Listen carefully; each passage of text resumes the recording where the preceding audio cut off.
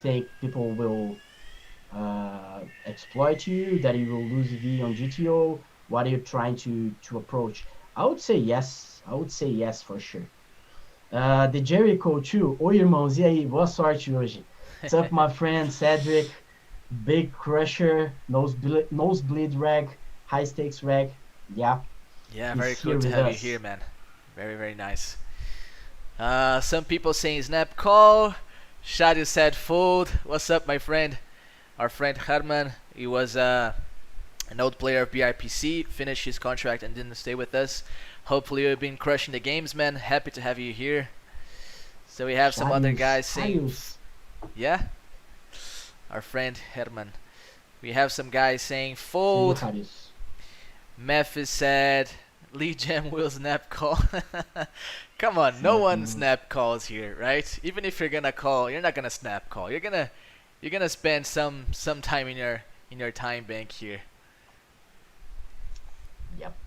Some people Go said ahead. I snap. want to hear your thoughts, Saulo, on the general hand. Like, what do you think about the block or the donks, and if you'd play similar, or if you would just simplify and play a check call, check strat. Yeah, on the turn, I didn't immediately think of the donk because of what I said, the King X. I think you probably have similar amounts of King X hands. And then if you think about his range as well, King X is not like super strong as well because he has a very high concentration of sets. So he has a lot of sets, probably has 8-7. So, I think if it's gonna be a donk here, it's going to be low frequency, so I would just check range. And then River, I like the block bet. Like I think block betting is really nice. After he didn't raise the turn, I think he kept a little bit his range. I think not very much because it's a rainbow board, so it's not like he needs to deny equity to any part of your range. So I can see him getting here with a lot of sets, but still some can be discounted, and then you can still get value from all the queens, tens, random 9x, pocket pairs, etc. So I like the River block bet as played. And then once he shoves, man, it's really sick because in one hand he's still uncapped, and the other he has all these random hands that he feels like have some kind of blocker that he wants to bluff. So he takes like pocket sevens that he had to call on the turn because pair plus gutter, and then he wants to turn that into a bluff. And then he has pocket eight, and then he has 9-8, and he has 6-7, and then he has, I don't know, jack 10 or whatever. So I feel like if the guy is aggro, he can find his way into bluffing a lot here. So I would like to have some info about this guy here. Is he very aggro? Is he spewy? Is he needy? Who is this guy?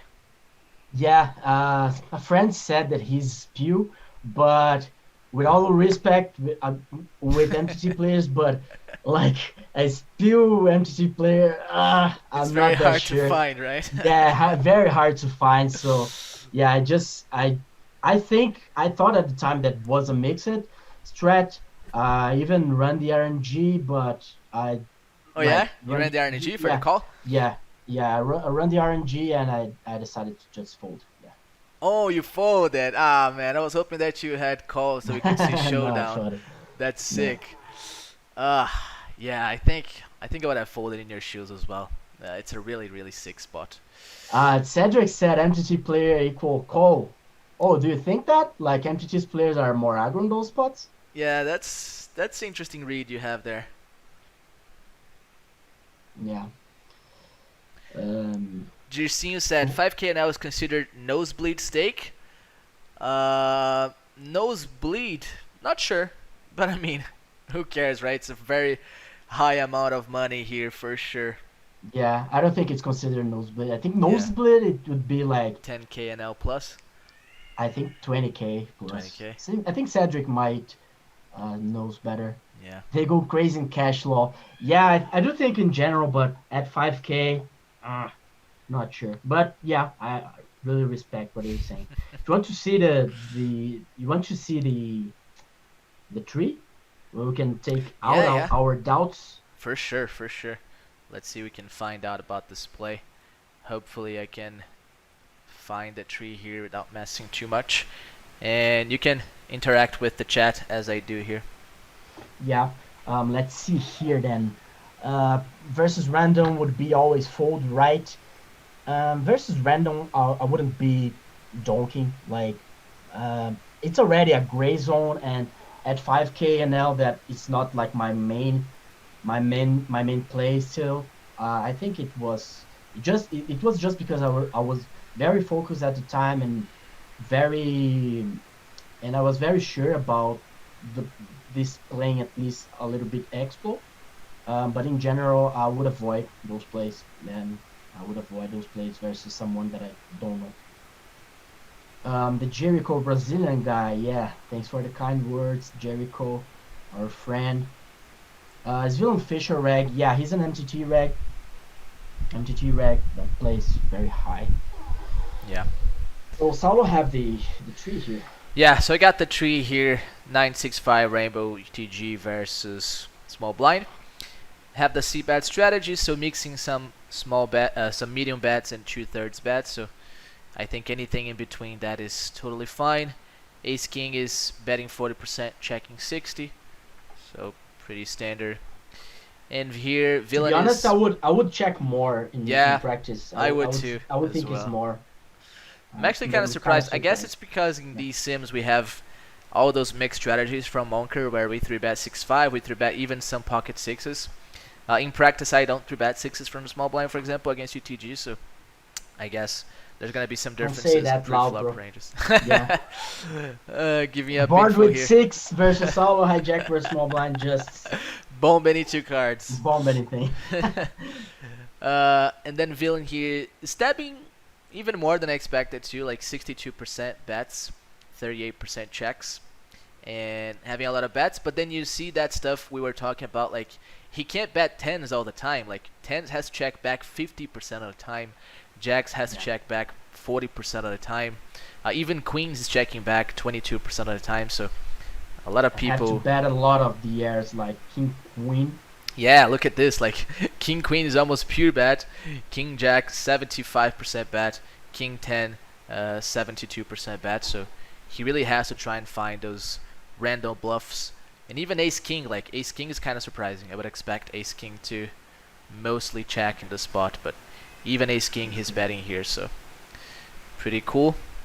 And then versus bet, we see 24% check raises, as we were talking about before. Like a lot of people, I think even high stakes people, to be honest, like it's really hard to find these check raises. Like taking a random king 10 of clubs and check raising 35% of the time. A random ace king off check raising a lot. Like doesn't seem very easy. What do you think? Yeah, I do agree totally. And we are using the most polar sizing as well Yeah, 4x check raise more or less. for as check raise. Your ace king was 30% check raise and 70% call, more or less what we commentated. So very very close until now. And then the king of clubs. So here we have the king of clubs, and we do have some donks, but for the polar sizing. So yeah, pretty much Yeah. what you said. Nice. If we're gonna donk, it has to be for the more polar sizing. And we see here that ace king of spades is mixing donks with the polar sizing and with the check. I love it. I love it. Not that I want to make a thing for my play, and I really love it to see this donk. But for what you said, that like maybe those bad king X are less frequent bets in practice. I do think that maybe this model can have even a Yeah, better review in this part. I think so. Like I don't think many people will know that you have to bet almost all the time with these king highs here. I can definitely see them checking them back a lot. So yeah, for sure. Uh, so let's go with that. So you block small. Villain can only fold 20%, raising 12%. Uh, that seems reasonable.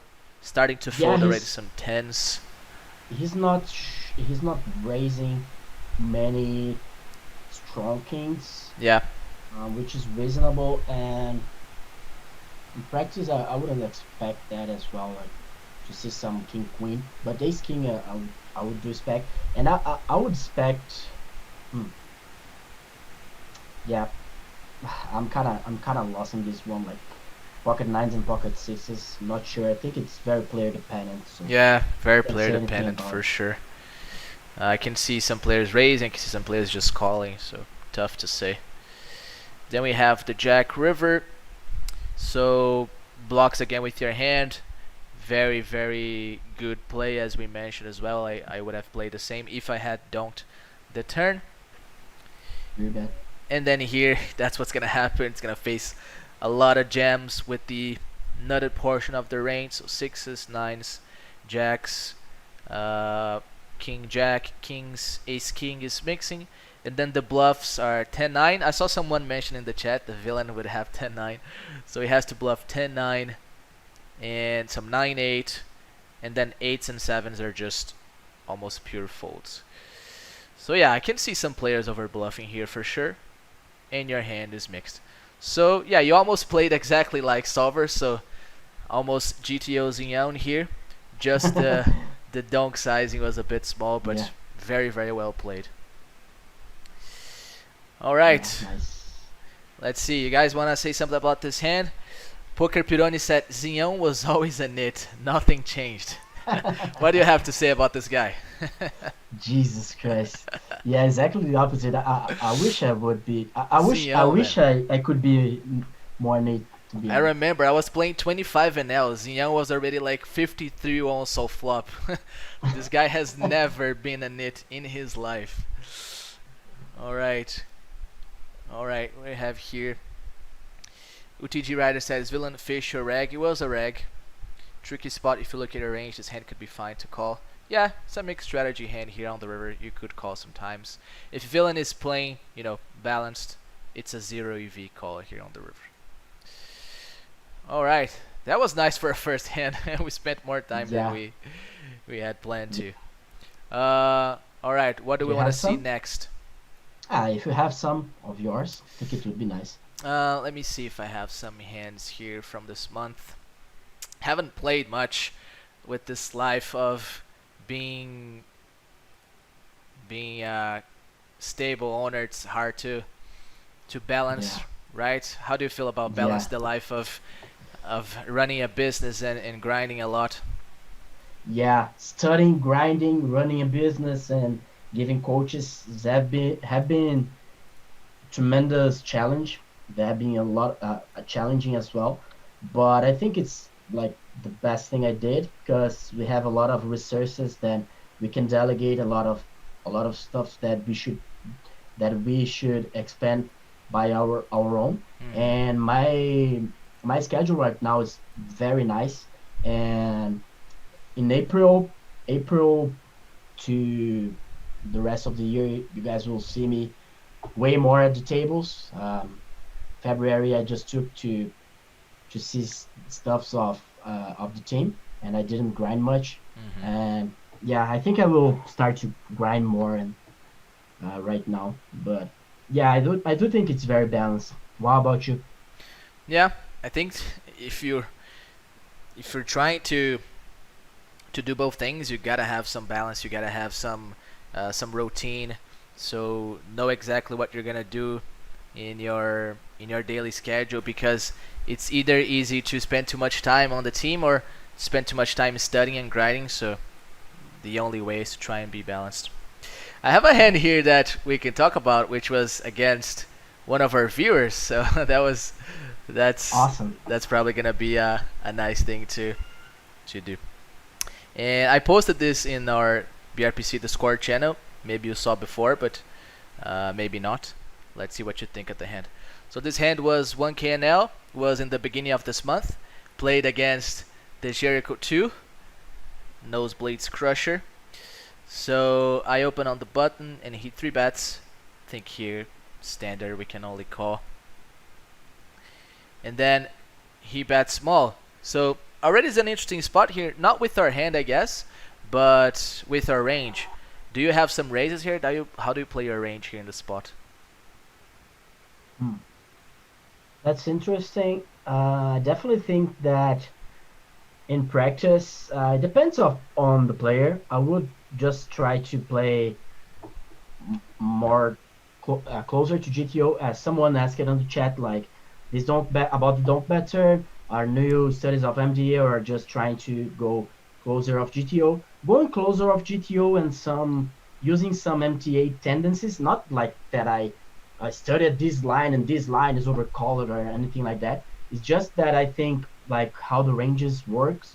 I think it was the best choice. Just that, but not like specific MDA stuff. Mhm. So I do think that with this hand, I would say that this board is very easy to, very intuitive to defend, and even more tower to overcall because all of the hands that you have some equity, Mhm. and people don't like to fold like gutters, don't like to fold like backdoor flush to over. So I would in practice against worse players, not this case of sure for sure. I'll just try to play closer to GTO against Cedric, but against uh, like more needy rags, even against more needy rags, I wouldn't try to go crazy here. Mhm. And against the most tricky ones, more aggro ones, calling station ones, I would just go linear here on my check range, to be honest. Makes sense. Yeah, I would do the same. So this Nice, one, nice. I think that's a pretty easy call. And then there's the king turn, and he checked, and I was like, okay, you're trapping me somehow here because that's supposed to be a very good card for you. I was expecting a lot of small bets, but then he checked, and I already knew that on GTO this would probably be a hand like we want to check more than bet because we still have a lot of showdown value with the ace high, and we don't want to get check raised. So I was like, oh, I was already going to check, but then once he checked, I was even more convinced that I wanted to check. What do you think about when you see like these checks in cards where you expect a lot of bets? Yeah, I do perceive the same as you. I don't want to be redundant here, but yeah, I do think the same. And about this hand, I think it's fine to bet call here for sure, like gutter plus nut flush draw, even though he doesn't have many worse combo draws that would check jam.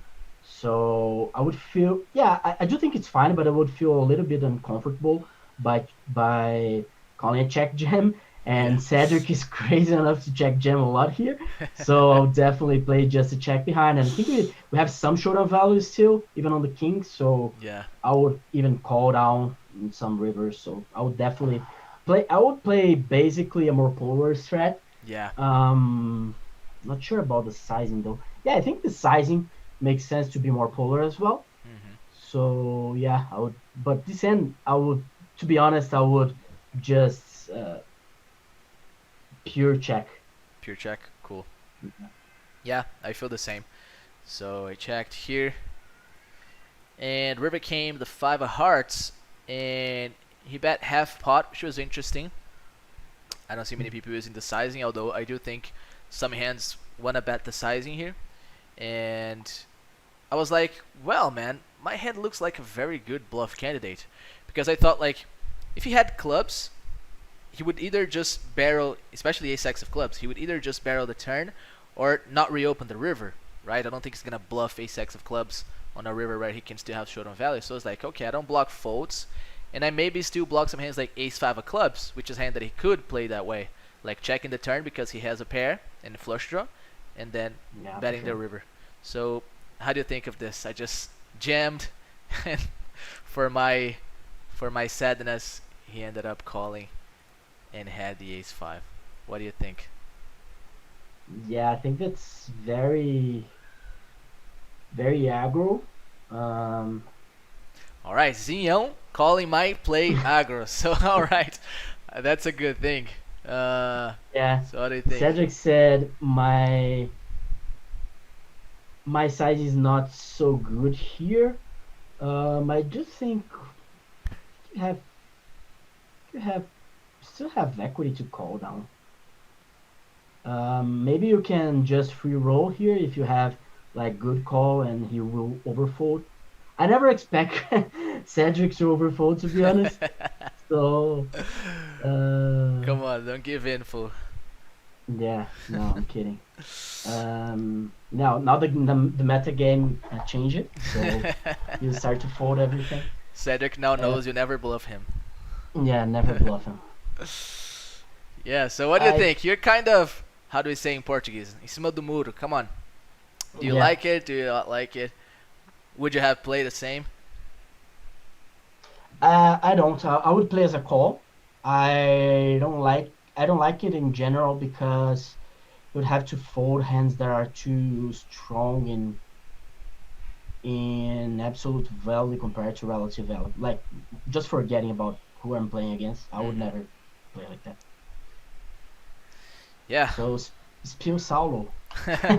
Yeah, I should have talked to you before I played this hand, because it's You always had the sad when you five. try to pull that bluff and you get snap called, right? Like, you get that sinking feeling in your heart, like, oh Jesus, really?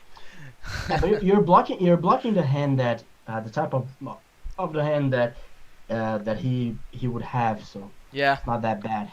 It can still be good. yeah. I don't feel too bad about my play. I think it's reasonable. Um, like I think if he has, let's say, pocket nines here, pocket eights that he didn't bet the turn, he's in a pretty tough spot because I do have a lot of 5x. So I have like ace 5, I have 6 5, I have 5 4 sometimes as well, checking back the turn. Although 5 4 probably just bets the turn.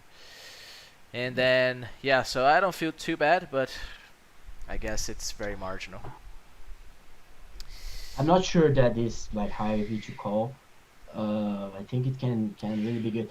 I think it's Yeah, very like player dependent because like pocket eights to pocket tens, it depends on how much he should fold and how much he will fold in practice. So if you have the vision that people will struggle more to fold, then I think it's great.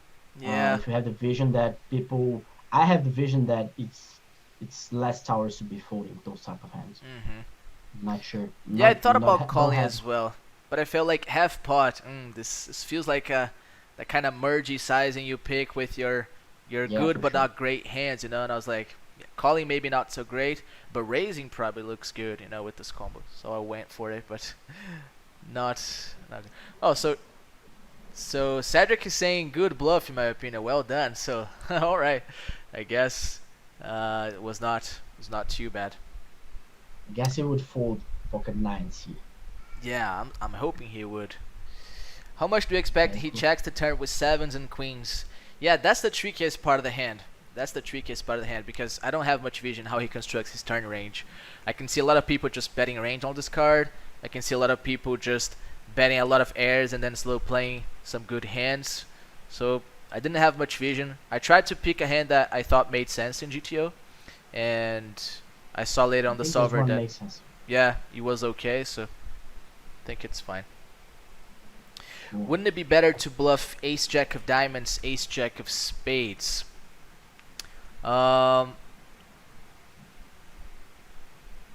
ace jack of diamonds, I don't. Nope. Mm, The for sure, no. the thing here is that when you have clubs, for example, having the jack of clubs is really nice here because pretty much all his jack X of clubs are gonna bet the turn, right? So I don't really block any possible bluffs he could have because jack X of clubs is gonna barrel the turn every single time. Other combos, they might be mixed sometimes or whatever, but Jack X of clubs, he never has, and then Ace X of clubs, of course, he never has as well bluffing. And then I only block value. It's important to have either clubs or diamonds here because those are the only 5x suited that you block. So I think spades would be bad. Diamonds probably be similar, I guess. Yeah, What do you think? yeah, I agree. Diamonds though are blocking some ace four. I wouldn't play this way, so yeah, probably similar. Yeah. Doesn't make any difference. I have some chats here. Cedric saying my size is not good here. Yeah, going bigger or smaller. I think it's fine as well. Cedric is the Jericho. Do you speak Portuguese? Yeah, Saulo, sorry. Cedric is a friend of us. He came to São Paulo sometimes. He have a Brazilian girlfriend, so he's living in São Paulo right now. So, yep, he speaks good Portuguese. Yeah, so Chio Gili said they're gonna do a live session. Not today, maybe in a future stream, but not today. Yeah, Today we're just reviewing hands. yeah. Let me. So while we'll go to the next hand, You wanna see solvers in this hand? Don't Um, you think it's? I think I yeah, think we we could see. We could see. could see. Okay, so I'll do some merchandising here right now. So guys, you have here under our YouTube channel that we are giving some content there. We will input parts of our Twitch. Twitch here will be once a week. We don't know if it will be always Monday, 4 p.m. Brazilian time, but it will probably be. Okay. So we have our Instagram that we have a lot of things there as well. Our website for the ones that wants to join the team. So if you know someone that plays 25 and L plus and wants to join the team, is there. And we have our partners that are sponsoring our our stream that are Sensei Poker. So if you want to play in different sites, won the best cashbacks of the market. Our advertise is in Portuguese right now, but you can just input the same link here that is BrPC Sensei rakebacks. So to get the checkbacks, we will show later how do you do in Sensei's website to get those cashbacks. Okay, if you want to input their solo as well in the name of the stream, like the RPC stream, sponsored by Sensei Poker. I think it would be good. And let's go. Let's see some solver. Yep. So here we have the flop. So flop is a board. I think someone commented on that. How do you guys approach when people see bet his heavy check flops? I'm not sure what to make of that, to be honest. Maybe it's stronger than it should. Maybe it's weaker. I have no idea, to be honest. It is a board where I'm gonna have a lot of straights, two pairs, sets. Not two pairs, but certainly pair plus draws and sets that he's not gonna have. He's not gonna be three betting threes, fours, and maybe some fives. So we see that it's a board where he should check a lot. This time he bets small, and we have pure call with his hand. Not much to say. A lot of raises though. A lot of raises. That was something I was interested in hearing you, because I'm not finding as many raises as solver does in these spots. So I'm looking to get better on these raises. Stuff like raising 10-8 of hearts. Like, who does that, right? That's really crazy. Yeah, sometimes solver is really insane. Like king jack off, like king of diamonds, jack of hearts. So Cedric, do you think the guys at Nosebleeds find these raises? How do you feel about these spots? I don't I think, think man. I don't I think they think find. glitch system Glitch would system. find those. I don't know, man. I don't think anyone finds these raises. Come on, it's super sick. Yeah, I'm kidding because he was playing like RTA. Oh, really? Yeah, like Feather Cruz. He was. That's sick. I didn't know I about don't that. know. Like I'm just kidding because he was accused by, and I think he was banned from a lot of poker sites by using Oh, RTA. So I that's really remember sick. playing versus him, and he raising like some boards that no one's does, and I think Cedric saw that as well. That's so sick, man. That's so fucked up. Alright. Well, I'm glad he got banned, because that's some fucked up thing. But yeah, flop. That's it. Then comes the king turn. Interesting that the king turn, he can't bet range, although the strategy of the flop is all messed up because it's so low frequency. So not sure how much this is reliable. But we see here 51% checks. Ace 5. Yeah, I think after betting small and having like very merged hand, very merged range, it makes sense to polarize in this card. So having more polar strat, and Yeah, it's pretty standard. Your hand would be a pure check, I guess. yeah. Pure checking there with the ace jack. Uh, Using a lot of small bets, which I wouldn't have used. I think you said about using more polar. I would use more polar as well here. I wouldn't bet Yeah, small I'm too surprised often. with this small bet. Yeah, like sevens betting small stuff like that. I wouldn't find those bets. But anyways, ace jack we check 100%, and then five of hearts. So we see there are some half pot bets. but we mostly just block or bet larger, even some small overbets. Betting here 15% and versus half pot. We see ace jack shoving 7% of the time. Okay, so he wasn't bad, but if I'm just shoving all the time, I'm certainly gonna be over bluffing there. And we see what else? Ace 10 of hearts. Shoving here. That's sick. That's something I wouldn't have thought of. Really Yeah. tough, right, to play these nodes. Like, I feel like river nodes are the most difficult ones to play. Yeah, it's where we all make small mistakes. How do you go about studying these spots in your study time? Like, do you like to just browse the trees and try to make sense of it, or do you do mostly MDA work? How do you try to implement these stuffs or put them into your game? I try to have a more MDA towards approach in these nodes because I think it's the node that people deviate the most and everyone it's more clicking buttons towards. So I More wouldn't, clicking butts. yeah, uh, yeah, like more. Everyone is more susceptible to mistakes, so I yeah. wouldn't bother that much with like having ace ten of hearts. I would just try to see how his defense range is, how his bluffing allowances, what type of hands he should be value betting, and what type of hands he should be checking here. So if he's value betting too thin, I don't know, like pocket tens, pocket nines type of hand, and he's not in practice, then I would try to deviate from there. Hmm. And I was thinking about another thing. Yeah, and seeing how about the raising, yeah, about how is his defense to raise. So trying to be something more human on this rivers for sure. Makes sense. And what I think I'm doing right now is to find more parameters to be something more tangible, because sometimes we just I have I don't know what type of hand in you're and they're kind of in the dark. So I'm trying to follow some parameters like what type of hand in this type of spot, like connected board with a high card, and that both ranges have like X% equity out position or in position, and what type of hands versus each type of sizing.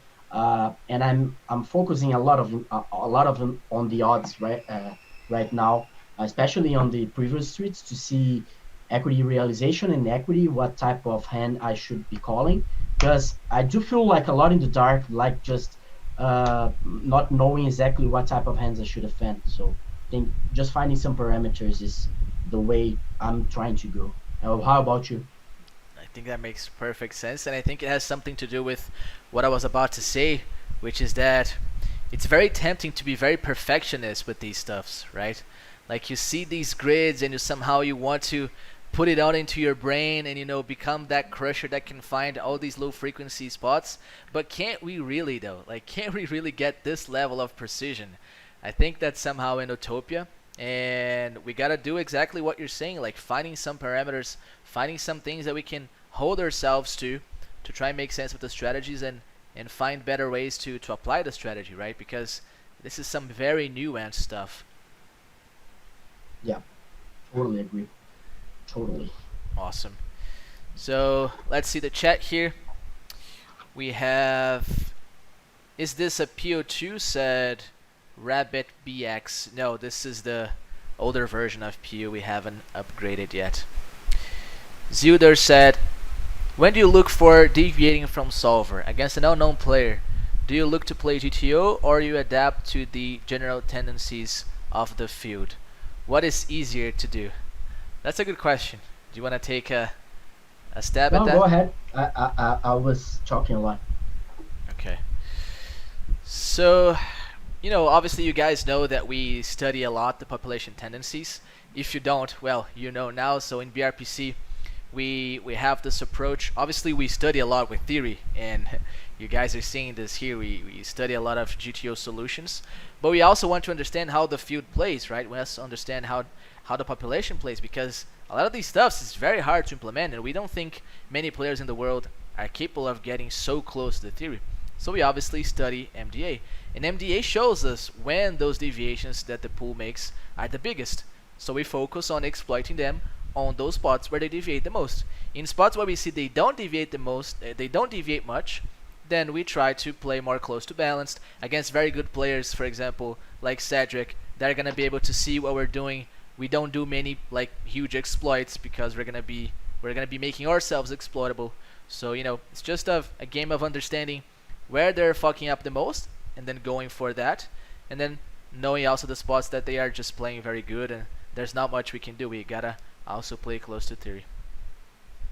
Yep, exactly that. And Jesus, our tier one player, said something very important. What you guys are saying is just what is called mental representations.